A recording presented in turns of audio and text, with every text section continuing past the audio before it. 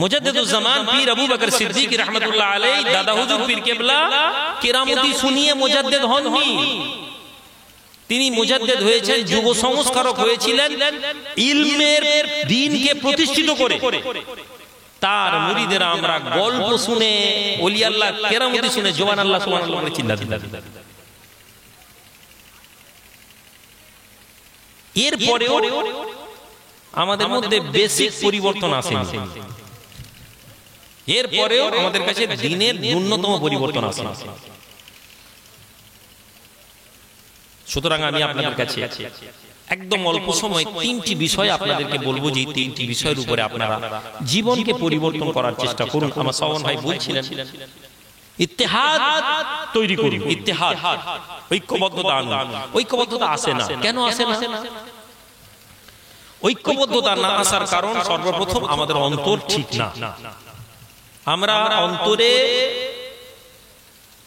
ভাবি এক, মুখে বলি আর এই লক্ষণটাই ইসলামী টার্মিনোলজিতে, ইসলামিক আদর্শে একেই মুনাফিক বলা হয়। মুনাফিক হচ্ছে দুই মুখ বিশিষ্ট।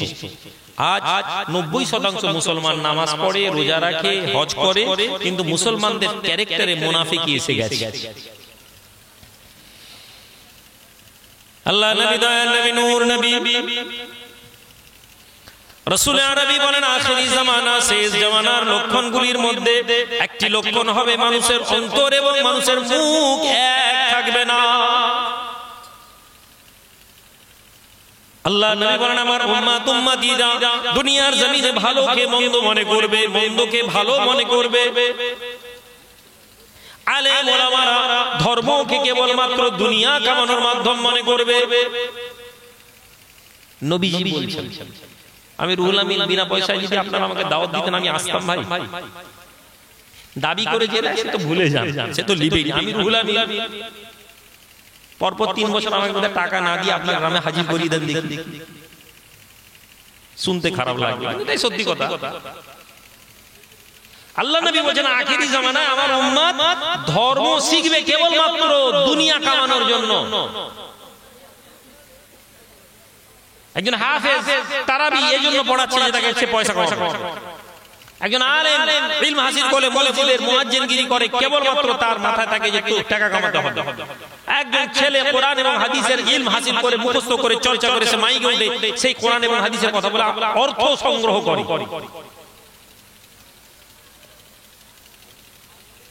ইয়া আইয়ুহাল্লাযীনা আমানু লিমা তাকুলুনা মা লা তাফআলুন কাবুরা মাকতান ইনদাল্লাহ। হে ঈমানদারেরা, তোমরা ওই কথাগুলো কেন বলো যে কাজগুলো তোমরা করো না, যে কর্মগুলো তোমাদের মধ্যে নাই, অথচ সেই কাজগুলো তোমরা বলো।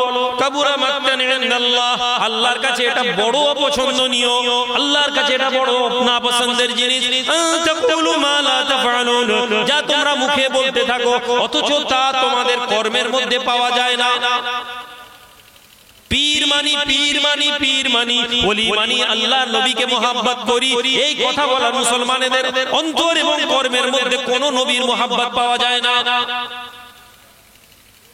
গোকুলনগরের যুবক নবীর গোলাম জিন্দাবাদ, নবীর প্রেমী জিন্দাবাদ করে এখন জিন্দাবাদ করে রাস্তা দিয়ে আসে। বিশ্বাস করুন ওই নবীর প্রেমীর মধ্যে নবীর কোন সুন্নাত না।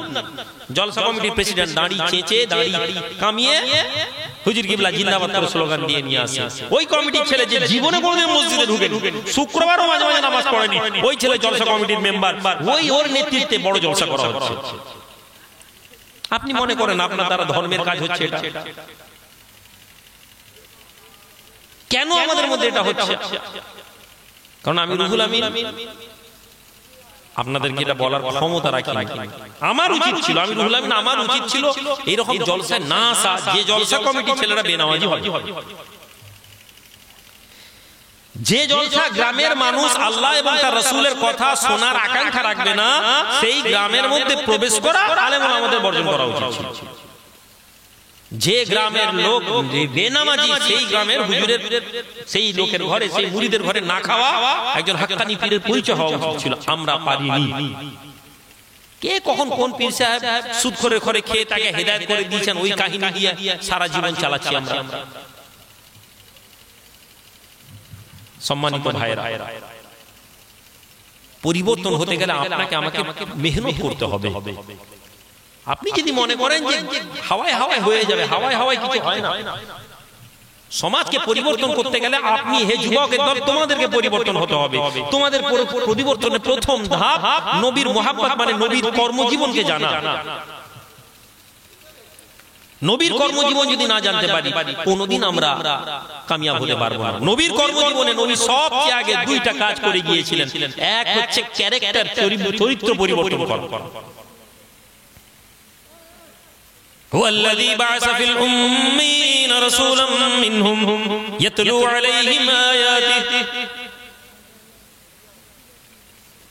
মক্কার মানুষ, মক্কার জাহেল, মক্কার মূর্খ মানুষ, মক্কার জেনাকারী, মক্কার ব্যভিচারী, মক্কার সুদখোর, মক্কার খারাপ কাজ করনেওয়ালা, ওই মানুষগুলোর মাঝে আল্লাহ পাক ওই মানুষদের মাঝে, উম্মীদের মাঝে, অশিক্ষিতদের মাঝে রাসূলুল্লাহকে আল্লাহ পাঠিয়েছিলেন। কি করেছিলেন? ওয়াইউযাক্কিহিম, তাদেরকে পবিত্র করিয়েছিলেন। কিভাবে পবিত্র করিয়েছিলেন? তাদের অন্তরে আল্লাহর ভয়কে দেয়া হয়েছিল। যুবক ছেলে যদি আল্লাহর ভয় অন্তরে না থাকে, আল্লাহর ভয়ের প্রতি তুমি ভীত না হও, জেনে নাও দুনিয়ার জমিনে কোনো মানুষ তোমাকে হেদায়েতের রাস্তা দেখাতে পারবে না। হেদায়েত করা আলাদা কথা, হেদায়েতের রাস্তা দেখাতে পারবে না। আমাদের অন্তরে আল্লাহর ভয় নেই। আমি এখন ময়নাতে ছিলাম, বলছিলাম এখানেও আমাদেরকে বলি, আমি শুনছি এখন উড়িষ্যাতে নাকি রহমতনগর নাকি এই ডুমডুমাতে, ওই এলাকায় সব উড়িষ্যার বিভিন্ন জায়গায় নাকি এখন একটা খেলা চলছে। 50,000 নাকি 80,000 টাকা দিলে 50 দিনে নাকি সেটা 3 লাখ টাকা না 2 লাখ টাকা কি একটা হয়ে যাবে, হ্যাঁ না? সব নাকি যুবক ছেলে ওটা নেমে পড়েছে। কত আনন্দের কথা। সে হয়তো নিয়ত করছে 80,000 টাকায় 3 লাখ হয়ে যায়, ভাইজানের হাতে 10,000 টাকা দিয়ে দিয়ে সে মনে করছে এতে নাকি হয়ে যাবে। আল্লাহ নবী, দয়ার নবী, নূর নবী বলেন আখেরি জামানায় উম্মত উম্মতিরা সুদকে হালাল মনে করবে। হে যুবক ছেলে, সুদ তোমাদের সম্পদকে ধ্বংস করে দিবে। সুদ তোমাদের সম্পদকে এমন ভাবে পুড়িয়ে দিবে যেমন আগুন পুড়িয়ে দেয়। সুদ তোমাদের সম্পদকে এমন ভাবে পচিয়ে দিবে যেমন পানি পচিয়ে দেয়। সুদ তোমাদের সম্পদকে এমন ভাবে শুকিয়ে দিবে যেমন মরুভূমির মাঝে কোনো গাছ শুকিয়ে যায়। কারণ আল্লাহ এবং তার রাসূলের ঘোষণা আছে, যারা সুদ খায়, যারা সুদের সাথে সম্পর্ক রাখে, যারা সুদের সাথে যুক্ত থাকে, আল্লাহ এবং তার রাসূল তার বিরুদ্ধে লড়াই করেন। হুজুরকে নিয়ে তাকবীর দিয়ে দিয়ে আসছে, কিন্তু সে সুদের সাথে যুক্ত আছে। খোদার কসম, জামানার সবচেয়ে বড় হুজুরের সাথে থাকলেও তার রেহাই নেই। আজকে আপনি এবং আমি জলসা শুনতে বসেছি, কিন্তু আপনি এবং আমি মানসিকভাবে কোনো পরিবর্তনের ইচ্ছা নিয়ে বসে বসে দিনের পর দিন জলসা, দিনের পর দিন জলসা, রাতের পর রাত জলসা। কি আমরা এই জলসা থেকে নিজেদেরকে পরিবর্তনের আকাঙ্ক্ষা রেখেছি? কি আমরা কি এখানে এসে বসেছি না ওয়াজ শুনে আর সুদ খাবো? তাহলে কেন আপনি এসেছেন? এই ঠান্ডায় কেন বসেছেন? আপনি আমাকে শুনতে এসেছেন, আর আমি রুহুল আমিন কিসসা শোনাবো আপনাকে। আমি আগেই বলেছি আমাদের শ্রোতা মানুষ কিসসা শুনবে। আমি এখন এই মজলিস দেখবেন গরম হয়ে যাবে কেমন। এখন সুবহানাল্লাহ তাকবীর শুনবেন না, আমি এখন একটা ওলি আল্লাহর কাহিনী ধরবো, হাওয়ায় উড়িয়ে দিব ওলি আল্লাহ, হাওয়ায় উড়ার গল্প যেই শুনবো দেখেন মজলিস এখন গরম হয়ে যাবে। এই যে ঠান্ডা মজলিস হয়ে বসে আছে। 30 বছর ধরে এই জলসা, আমি 22 বছর জলসা করছি, 22 বছর ধরে জলসার আলেম আমাদের কান পাতলি এই শুধু ওলি আল্লাহর মুহাব্বত আর নবীর মুহাব্বতের ওয়াজ আমাদেরকে করছে। কিন্তু কি নবীর মুহাব্বতের ওয়াজ শুনে একটা ছেলে নামাজি হয়েছে? বরং এমন আলেম ওলামাকে আমি দেখেছি যারা নবীর ওয়াজের মুহাব্বতের কথা বলে আমাদেরকে এটা বুঝিয়েছে নামাজ না পড়লেও চলে, নবীর মুহাব্বত হলে আমরা জান্নাত পেয়ে যাব। অথচ রাসূলুল্লাহ বলছেন মান আতাআনি ফাকাদ আতা আল্লাহ। আল্লাহ নবী, দয়ার নবী, নূর নবী, পুর নবী বলেন হে আমার সাহাবারা, তোমাদের মধ্যে যারা মান আতাআনি ফাকাদ আতা আল্লাহ, তোমরা যারা আমি রাসূলুল্লাহর ইতাআত করলে, যারা আমি নবীর অনুসরণ করলে, যারা আমি নবীর অনুকরণ করলে, তারা আল্লাহর অনুকরণ করলে, মান আতা আমিরি ফাকাদ আতানি, রাসূলুল্লাহ দুনিয়া থেকে চলে যাবেন, আল্লাহ নবী দুনিয়া জমিন থেকে চলে যাবেন, রাসূলুল্লাহর হুকুমকে, রাসূলুল্লাহর আদর্শকে ওই সব মানুষরা যারা আমাদের কাছে পৌঁছে দেবে, আল্লাহর নবীর হুকুমকে যারা আমাদেরকে শুনিয়ে দিবে, যারা রাসূলুল্লাহর হুকুমকে আমাদের কাছে আনবে, যারা কোরআনের কথা আমাদেরকে বলবে, যারা আল্লাহর হুকুমকে আমাদেরকে শোনাবে, নবী বলেন তোমরা যদি ওই মানুষদেরকে অনুসরণ করো ফাকাদ আতানি, আমি রাসূলুল্লাহকে অনুসরণ করবে। কজন আলেমকে অনুসরণ করেন হাত তুলে বলেন, কে আলেমকে অনুসরণ করেন? পীরকে মানতে বলছি, পীর মানার লোক এখন বহু পেয়ে যাবে। কোন পীর আপনাকে শরীয়তের উপর প্রতিষ্ঠিত হতে গিয়ে জোর দিয়েছে? হাত তুলে বলেন। আপনি যার মুরিদ আমি জানি না কার মুরিদ, কিন্তু বলুন আপনার পীর আপনাকে শরীয়তের প্রতিষ্ঠিত করতে গিয়ে জোর করেছে। আপনি পীর সাহেবের দরবারে গিয়ে একটু জোরে কথা বললে, এই বেয়াদব, পীর দরবারে জোরে কথা বলছো, এই কথা আপনি 1000 বার শুনে থাকবেন আপনার অল্প বয়সে। পীরের দরবারে গিয়ে আদবের সাথে কথা বলতে হবে, এটা আপনি 100 বার হয়তো শিখে রাখছেন। কিন্তু নামাজ না পড়লে, ইচ্ছাকৃতভাবে নামাজ তারাক করলে, মানে সালাত মান তারাকা সালাতান মুতাআম্মিদান ফাকাদ কাফারা, যে ইচ্ছাকৃতভাবে নামাজ তারাক করলো সে কুফরের কাছাকাছি পৌঁছে গেল। হানাফি মাযহাব ছেড়ে দিন, অন্যান্য মাযহাবের আলেমদের একদল বলেছে যে নামাজ পড়েনি সে কাফের, এতটা দূর পর্যন্ত বলেছে। আপনি দেখেছেন আপনার পীর, আপনার বুজুর্গ আপনাকে নামাজের তাকিদ দিয়েছেন? দেননি। তাহলে ভাই কোথায় আছেন আপনি? বর্ষায় পানি হচ্ছে, ত্যাগ করে কম্বল সোয়েটার গায়ে মাথায় দিয়ে আপনি এসে মজলিসে বসেছেন, কিন্তু আপনি এখান থেকে কি নিয়ে যাবেন? আপনি কিছু নিয়ে যাবেন, বিরিয়ানি নিয়ে যাবেন। আবার বিরিয়ানিতে যদি গোশ কম পড়ে তাহলে মাথা গরম হয়ে যাবে। সুতরাং সম্মানিত ভাইয়েরা, জিন্দেগিকে দুটো উসুলের মধ্যে নিয়ে আসলে, এক হচ্ছে আল্লাহর হুকুমকে মানতে শিখবো। আকাঙ্ক্ষা রাখুন আল্লাহর হুকুম মানতে গেলে সবার আগে বান্দার অন্তরে আল্লাহ পাকের ভালোবাসা আসতে হবে, ভয় আসতে হবে। আমরা আল্লাহকে ভয় পাই না, মুখে বলি আল্লাহকে ভয় পাই, আমরা ভয় পাই না। একজন সাহাবী অনেক সম্পদ নিয়ে এলেন, গনিমতের মাল, অনেক সম্পদ নিয়ে এসে পৌঁছে গেলেন। এত দামি দামি সম্পদ, অন্যান্যরা বলেন আরে এত সম্পদ, এত সম্পদ,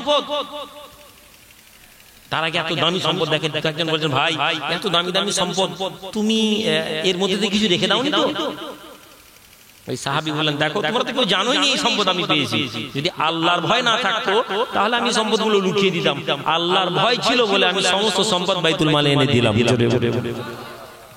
আপনি জলসা কমিটির মেম্বার, এক পুটলি বাড়তি সিন্নি নিয়ে যাননি তো?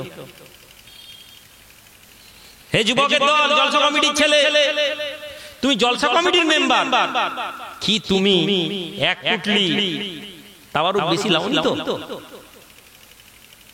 কি কমিটির লোক তোমাকে গ্রামের লোক এই অধিকার দিয়েছে জলসা কমিটির সেক্রেটারি 3 পুটলি বেশি সিন্নি নিয়ে যাবে? কি গ্রামের লোক এই অধিকার দিয়েছে জলসা কমিটির সেক্রেটারি তুমি 5 পুটলি গোশ বেশি নিয়ে যাবে? কি তুমি জলসা কমিটির লোক তোমার জন্য আলাদা ডেক তুমি একটা তৈরি করে রেখেছো, কমিটি ছেলেদেরকে একটু বেশি গোশ দিয়ে রান্না করা? আমাদের সমাজে হয় না, হয়নি ভাই? এই প্রশ্ন করার লোক কেউ নেই। কেন নেই? কেননা একটা জামানা আসবে মানুষ আর মন্দ কথা কে মন্দ মনে করবে না, মন্দ কথাকে মন্দ মনে করবে না, মানুষের কাছে গুনাহটাকে স্বাভাবিক মনে হবে।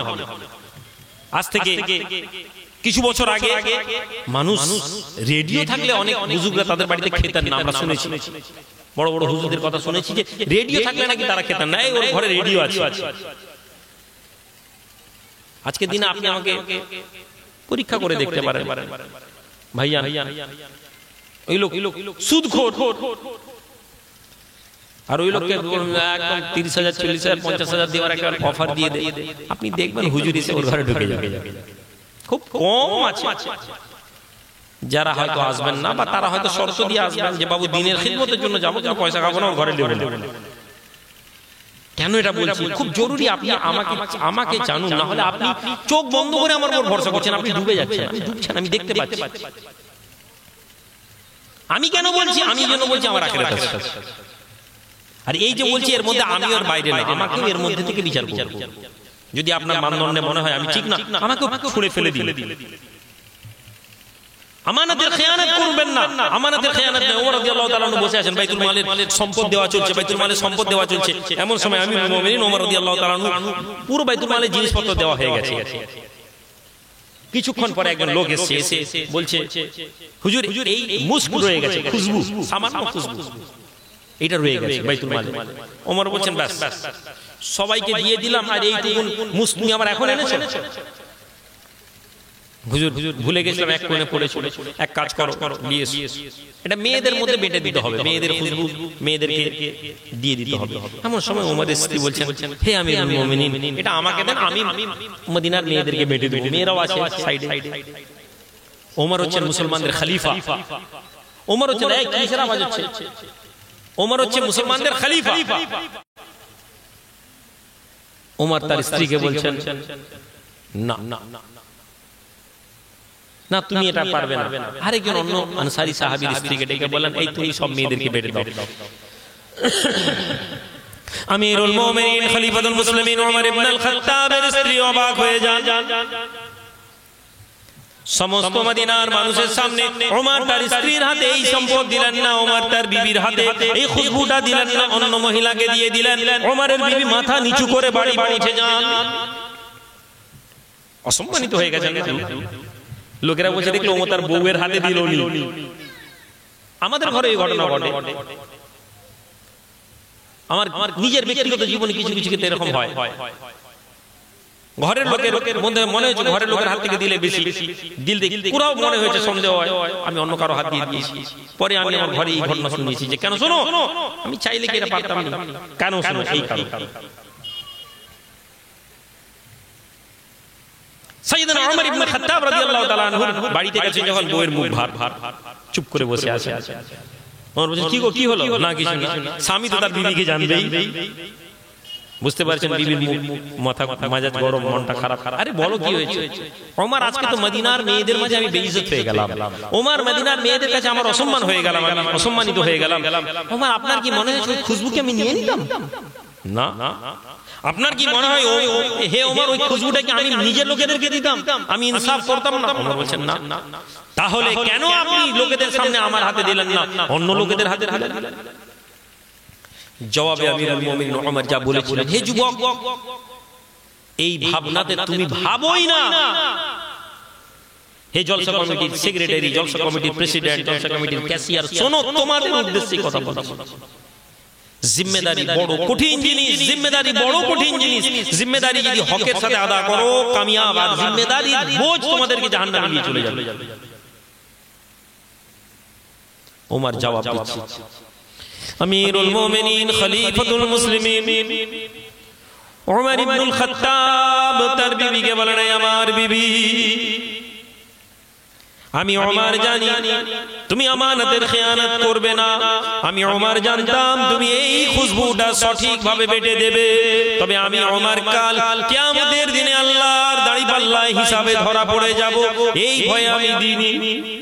বিবি অবাক হয়ে যান, হে আমিরুল মুমিনিন খলিফাতুল মুসলিমিন ওমর, কি কথা আপনি বলেন?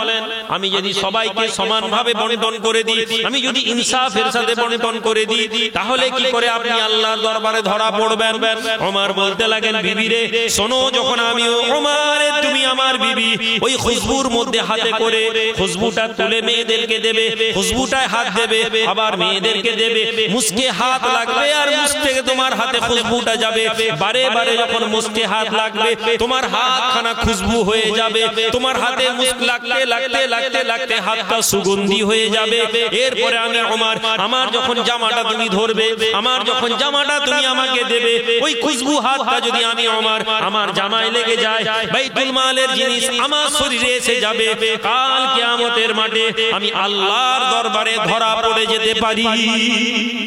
সুবহানাল্লাহ বলবেন না? আল্লাহর এই ভয়ের নাম ঈমান, এই ভাবনার নাম ঈমান। আর আপনি কিয়াম পড়া হবে কি হবে না এইটাকে নিয়ে ঈমান বলে বসে আছে। সারা জীবন মসজিদে না গিয়ে নবী দিবসে ঝান্ডা পতাকায় মোটরসাইকেলে লাগিয়ে আপনি বলছেন আমরা পাক্কা মুমিন, সুন্নি মুমিন। খারাপ ভাবে নেবেন না ভাই। কেন আপনি ভাবছেন? কেন আপনি ধর্মটা শিখেননি, আপনি ধর্মটা জানতে চান না। আপনি ধর্মটা যদি জেনে নিতেন, আপনি যদি শরীয়তটা বুঝে নিতেন, তাহলে আপনার মনের মধ্যে এই হতো না। আজ জলসা শুনতে বিরক্ত লাগছে, কিন্তু ধর্ম শিকার হযরত বাকি বিল্লাহ রাহমাতুল্লাহ, বাকি রাহমাতুল্লাহ আলাইহি অনেক বড় মানুষ ছিলেন, বড় লোকের ঘরে ছেলে ছিলেন, কিন্তু ইলম শিখার খুব শখ ছিল। ইলম হাসিল করে ধর্ম নবীর দ্বীনকে শিখতে হবে, নবীর কথাকে জানতে হবে। কোথায় আছে খবর পেলেন বাগদাদে, এই কি বলে মদিনায় ইমাম মালিক বলে একজন বড় মুহাদ্দিস আছেন, তিনি হাদিস পড়ান। বড় লোকের ঘরের ছেলে, টাকা পয়সা নিয়ে সুন্দর মা বাবার কাছে বিদায় নিয়ে জামা কাপড় পরে একদম জাহাজে চড়ে বসেছেন। জাহাজে করে মদিনায়, মক্কা, জেদ্দায় আসবেন, ওখান থেকে নেমে মদিনায় আসবেন, প্ল্যান প্রোগ্রাম নিয়ে বেরিয়েছেন। বাস রাস্তায় ঝড় ঝঞ্ঝাতে পুরো নৌকো লন্ডমন্ড জাহাজ ভেঙে পড়েছে, কোনো মতে যান নিয়ে সব সম্পদ টাকা পয়সা সব শেষ। আপনি আমি হলে ঘর ঘুরে যাব। বলছেন না, নবীর সুন্নাত হাদিস শিকার নিয়ত নিয়ে বেরিয়েছি, আর ঘর ফিরে যাব না। অভাবীর মতন খালি হাতে বেরিয়ে চলে গেলেন। হাঁটতে হাঁটতে হাঁটতে হাঁটতে পৌঁছাচ্ছেন, কখনো কারো কাছে মেহনত করেন, কিছু কাজ করেন, কিছু সম্পদ করেন, করতে করতে মদিনায় এসে পৌঁছালেন। মদিনায় এসে মসজিদে নববীতে বলছেন যে ইমাম মালিক কে ভাই। লোকেরা বলছে কেন?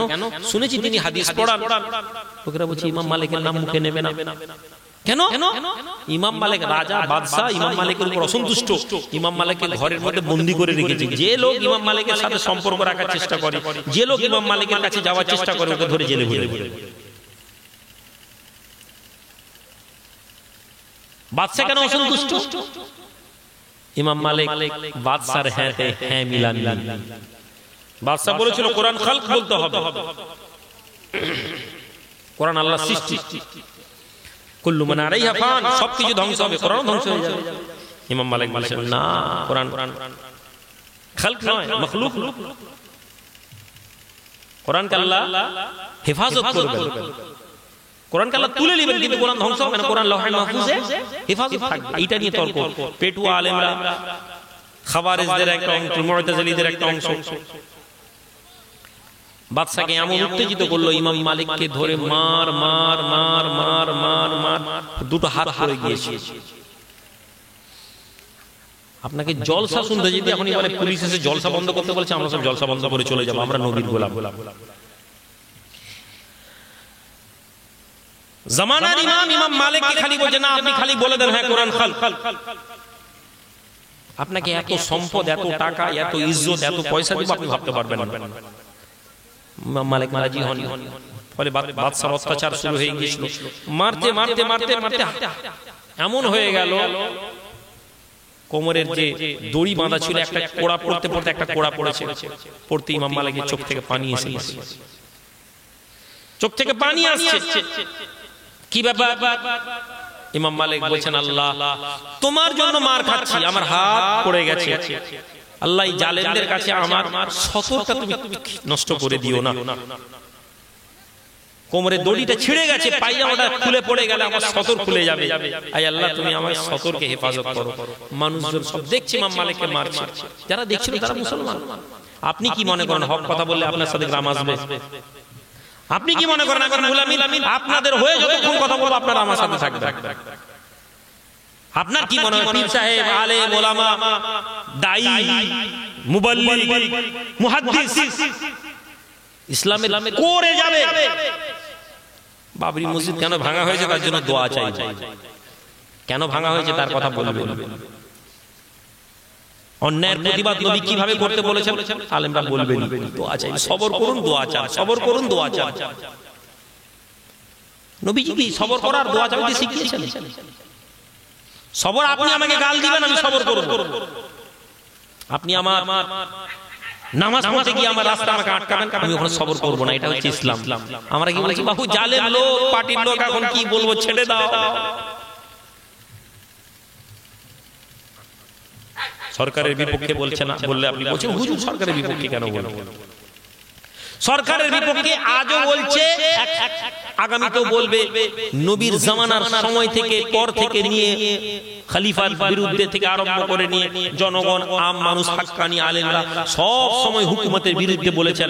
সরকারের পক্ষে বলা সহজ, সরকারের বিপক্ষে বলা রাসূলুল্লাহ সাহাবাদের আমল। জোরে বলুন সুবহানাল্লাহ। আজকে আমরা কত টেকনিকের সাথে বলছি, ওই রাজনীতি কি আজকে আছে? কত হিকমতের সাথে কত হুজুর আলেম আলেম, হ্যাঁ বাবা ওই রাজনীতি তো নেই, ওই রাজনীতি। ভাই কোন রাজনীতি আছে ওইটা বলুন। আপনাদের এই ক্ষমতা নেই প্রশ্ন করার আমাকে।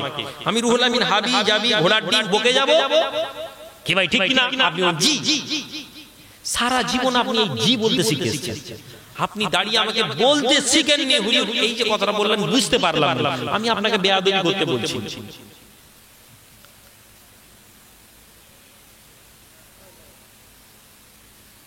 পীর সাহেবের ছেলে পীর সাহেব হবে, পীর সাহেবের জামাই পীর সাহেব হবে, পীর সাহেবের নাতি পীর সাহেব হবে।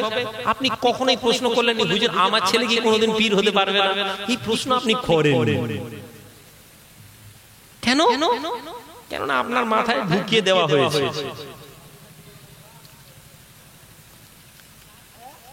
সেই ইমাম মালিক রাহমাতুল্লাহ আলাইহি বাদশা যখন দেখলো ঘরে যেই আচ্ছা সমস্ত মানুষ দেখলো ইমাম মালিকের গায়েব থেকে দুটো হাত এসে ইমাম মালিকের মুখ পায়জামাকে ধরে নিয়েছে। জোরে বলা যায়, একটু জোরে বলবেন না? বাদশা ভয় পেয়ে গেল, যাও। বাদশা ভয় পেয়ে গেল, যাও। টাইম তো পানির মতো চলে যাচ্ছে। বাদশা ভয় পেয়ে গেল, যাও। হে যুবকেরা, এই মজলিস তুমি কেন তৈরি করবে শুনে নাও। তোমাকে খুশি করার অনেক আলেম পেয়ে যাবে। আমি রুহুল আমিন, আমার কথা কষ্ট হলেও যদি তুমি এটাকে বুঝে নিতে পারো, শুনে আল্লাহর বান্দা ওই যুবক ছেলে, জওয়ান ছেলে বলতে লাগে, এই মদিনার মানুষেরা, আমি ইমাম মালিকের ঘরটা আমাকে দেখিয়ে দিন, আমি ইমাম মালিকের ঘরটা দেখতে চাই, আমাকে ইমাম মালিকের বাড়ি পৌঁছে দিন। মদিনার মানুষ এত ভয় পেয়েছিল, মদিনার মানুষ এত ভীত ছিল, মদিনার মানুষ এত সন্ত্রস্ত ছিল। না না, গুপ্তচরেরা ঘুরে বেড়াচ্ছে, আমরা যদি ইমাম মালিকের বাড়িটা দেখিয়ে দিই, ইমাম মালিকের বাড়ি দেখানোর অপরাধে আমাদেরকে জেল দেওয়া হবে, ইমাম মালিকের বাড়ি দেখাতে পারবো না। লোকের কাছে ঘুরতো, বলতো আমাকে ইমাম মালিকের ঘরটা দেখিয়ে দিবে, আমাকে ইমাম মালিক। লাস্টে একজন লোক রাজি হলো যে ভাই দেখো আমি ইমাম মালিকের ঘর দেখাতে পারবো না, আমার সাথে গল্প করতে করতে যাবে, আমি ইশারা করতে করতে একটা দুটো ঘর আগে থেকে আমি চোখের ইশারায় তোমাকে দেখে পালিয়ে যাবো। তাই হয়, যেতে যেতে যেতে যেতে চোখের ইশারায় ইমাম মালিকের ঘরটা দেখিয়ে দিল। এই ঘরটা ধর্ম জানার আকাঙ্ক্ষা কি জিনিস এটা বলছি। আজ 500 টাকা, 1000 টাকা, 2000 টাকা কালেকশন নিয়ে আমরা এই মজলিস করি, এখানে যদি ধর্মটা না জানি কোথায় বের আর কেন এই মজলিস করতে হবে সেটা আপনাদেরকে বলে দিয়ে চলে যাবে। দেখে নিল ঘরটা ইমাম মালিকের, ফিরে চলে এলো, হাতে জামাটা যেটা ছিল ছেড়ে দিয়ে ছেঁড়া জামা, হাতে কাপড় বেঁধে ভিখারির লেবাস ধরলো। আল্লাহু আকবার। বড় লোকের ঘরের ছেলে, ব্যবসায়ীর ঘরের ছেলে, ধর্ম শিখতে এসেছে। আপনি শুনবেন, আপনার কাছে যদি আজকে 20-50 হাজার, 5 লাখ টাকা, 20 লাখ টাকার মালিক হন, আপনি যদি জলসায় একটা গরু দিয়ে দেওয়ার ক্ষমতা রাখেন, আপনি জলসায় চাল দিয়ে দেন, আপনাকে কত সম্মান করবে। আপনি জলসার ধর্ম শিকার জন্য আপনার যদি পয়সা হয়ে যায়, আপনার মনে হয় আমার একটা চেয়ার টাকা দরকার, চেয়ারে বসা দরকার। ভিখারির বেশ করে ওই যে ইমাম মালিকের যে গলি থাকতো, গলির বাইরে ওই পাড়ার মহল্লার একটা একটা গ্রামে একটা ভিক্ষা দিবেন, ভিক্ষা দিবেন, ভিক্ষা দিবেন করে ইমাম মালিকের ঘরে এসে আওয়াজ দিত। ইমাম মালিককে আওয়াজ দিচ্ছে, আল্লাহর রাস্তায় কিছুদিন সায়েল এসেছি, ভিক্ষুক এসেছি। চার ইমামের এক ইমাম, ইমাম মালিক রাহমাতুল্লাহ আলাইহি দরজা খুলেন। জওয়ান ছেলে, যুবক ছেলে ইমাম মালিকের হাতে হাত বাড়িয়ে দিয়ে বলে, হুজুর আমাকে কিছু ভিক্ষা দিন। ইমাম মালিক রাহমাতুল্লাহ আলাইহি ওই যুবকের হাতে যখন কিছু পয়সা দিতে যান, তখন আওয়াজ করে পিস পিস করে বলে, হুজুর না না, টাকা নয়, হুজুর আমি আপনার দরবারে ভিক্ষা চাওয়ার জন্য আসিনি, আমি একটা পরিবারের ছেলে যার কাছে আল্লাহ সম্পদ দিয়েছেন, অর্থ দিয়েছেন, আমার পরিবারে আমার এলাকাতে আল্লাহ আমাকে ইজ্জত দিয়েছেন, কিন্তু হে ইমাম মালিক আমি আপনার দরবারে এই জন্য এসেছি, আমি রাসূলুল্লাহর হাদিস জানতে এসেছি, আল্লাহ নবীর হাদিস খান আমাকে শোনানোর জন্য আপনার কাছে আমি এই ভিক্ষুকের লেবাস ধরে এসেছি। সুবহানাল্লাহ বলবেন। নবীর হাদিস শেখার আকাঙ্ক্ষা আমাকে ভিক্ষুক বানিয়ে দিয়েছে। আমার ইজ্জত বলে কিছু নেই, আমার ইজ্জতের আমি পরোয়া করিনি, আর সম্মানের কোনো পরোয়া করিনি। নবীর হাদিস শিখতে গিয়ে যদি আমাকে ভিখারি সাজতে হয়, আমি শিখ থাকবো। আমি ভিখারি সেজে লোকের কাছে ভিক্ষা চাইতে চাইতে রাসূলুল্লাহর একটা হাদিস শিখবো, এটার নাম ঈমান। জোরে বলুন সুবহানাল্লাহ। এই জজবাত যদি আমাদের অন্তরে না আসে, এই আকাঙ্ক্ষা যদি আমাদের অন্তরে না আসে, এই মুহাব্বত যদি আমাদের অন্তরে না আসে, তাহলে জেনে নিন আমরা ভালো মুসলমান হতে পারবো না। ইমাম মালিক অবাক হয়ে গেল, আরে এত আকাঙ্ক্ষা নবীর সুন্নাত, ঠিক আছে ছেলে তুমি আসবে, দাঁড়িয়ে দাঁড়িয়ে ভিক্ষা চাওয়ার মতন আমার কাছে দাঁড়াবে, আমি একটা করে হাদিস শুনিয়ে দিব তোমাকে। ইমাম মালিক রাহমাতুল্লাহ আলাইহির কাছে এইভাবে হাদিস শোনা। সম্মানিত ভাইরা, আমি আপনাদের কাছে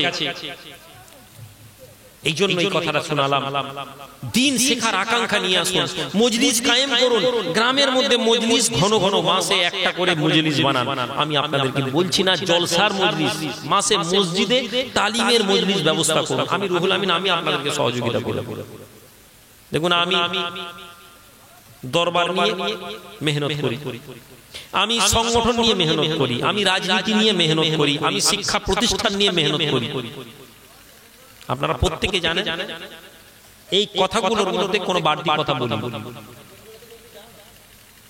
পূর্ব মেদিনীপুর জেলায় আজকের দিনে 6টা বড় বড় প্রতিষ্ঠান আমি সরাসরি চালাচ্ছি, আল্লাহ পাক চালাচ্ছেন আমার মাধ্যমে। ছেলেদেরকে যারা আমাদের শিক্ষক ছেলেরা মেহনত করছে, আমি 12 বছর স্বেচ্ছাসেবী সংগঠনের দ্বারা মুসলিম সমাজের পরিবর্তনের চেষ্টা করছি।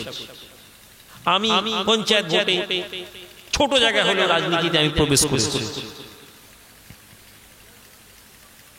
দরবারের মধ্যে উসুল নীতি নিয়ে দরবার শরীফের জলসা তৈরি করতে চেষ্টা করছি। পৃথিবীর বুকে যখন পীরপন্থী মানে একদল লোকেদের নাক ছিটকানো, একদল লোক পীরপন্থী মানে যেন ধান্দাবাজির কথা বলে, ওই সমাজ থেকে যখন আলেম ওলামারা মালদা থেকে মুর্শিদাবাদ থেকে একটা সমাজ যারা পীর মানে না, ইমাম মানে না, তারা যখন আমার দরবার থেকে এসে ঘুরে যায়, জলসার পরের দিন আমি যখন তাদের সাথে বসি, তাদের মুখ থেকে আল্লাহ এটা কথা বলায় যে এই দরবারে যদি না আসতাম পীরদের সম্পর্কে ধারণা খারাপ হয়ে যেত। জোরে বলে শোনা, পীরদের সম্পর্কে খারাপ ধারণাই থেকে যেত যদি এখানে না আসতাম। এখানে এসেছি, আমাদের ধারণা পরিবর্তন হয়ে গেছে। আর 5টা দরবারের মতন আমি চলতে পারতাম, আর 5টা দরবারের মতন আপনারা আমার মুরিদ এমন ভাবে আপনাদেরকে পীর মুরিদ শেখাতাম, আর 5টা এই চিল্লে কথা বললে বেয়াদবি হয়ে যাবে। পীরের দিকে ছাড়া অন্য দিকে তাকানো যাবে না, এই কথাই তো শিখে এসেছি, এটাই তো শেখাই, এটাই শেখাতাম। 10টা ছেলে বেরিয়ে যেত, কিন্তু 90টা ছেলে তো থাকতো। আজকের দিনে 90টা ছেলে বেরিয়ে গেলে আমার দুঃখ নেই, কিন্তু আমি চাই 10টা ছেলে, আপনারা যুবক ছেলে থাকুন যারা আমার উদ্দেশ্যটা বুঝতে পারে। ধর্ম যদি আমরা না শিখি আমাদের আফসোস থাকা ছাড়া কিছু হবে না। এটা আল্লাহর বিধান। যদি আপনি মনে করেন যে আপনি দুনিয়াকে যেমন ভাবে চাইবেন, আল্লাহ দুনিয়া আপনাকে সেভাবে দিবেন। আপনি যদি মনে করেন দুনিয়াটাই শেষ কথা, আল্লাহ আপনাকে দুনিয়াই দিবেন। আখিরাতের প্রতি যদি আকাঙ্ক্ষা না থাকে, আপনার অন্তরে আল্লাহ আখিরাতের ভালোবাসা দিবেন না। ওয়ালা তাকুনু কাল্লাযিনা রাসূলুল্লাহ ফানসাহুম আনফুসাহুম উলাইকা হুমুল ফাসিকুন। আল্লাহ তাআলা থ্রেট করছেন মুমিনদেরকে, তোমরা তাদের মত হইও না যারা আখিরাতকে আল্লাহকে ভুলে গেছে। আল্লাহ তাদেরকে আত্মবিস্মৃত করে দিবেন, আল্লাহ তাদেরকে আল্লাহ ভোলা করে দিবেন। তোমার মনের মধ্যে আল্লাহর কথা আসবেই না। উলাইকা হুমুল ফাসিকুন, তারাই তো ফাসিক, তারাই তো অবাধ্য। আল্লাহ আমাদেরকে তৌফিক দান। ওই কলম কাগজ এনেছেন তো, কালেকশন করতে হবে তো। হ্যাঁ, আমি তো আছি, এই কালেকশনের গাধা। কালেকশনের গাধা বুঝেন, যে গাধা বই নিয়ে যাবে জলসা শোনার জন্য থোড়ি দাওয়াত করে। এতেও যদি আল্লাহ কামিয়াব করে, আমি কালেকশন করতে পারি না, আপনারা জানেন ভালো ভালো। আমি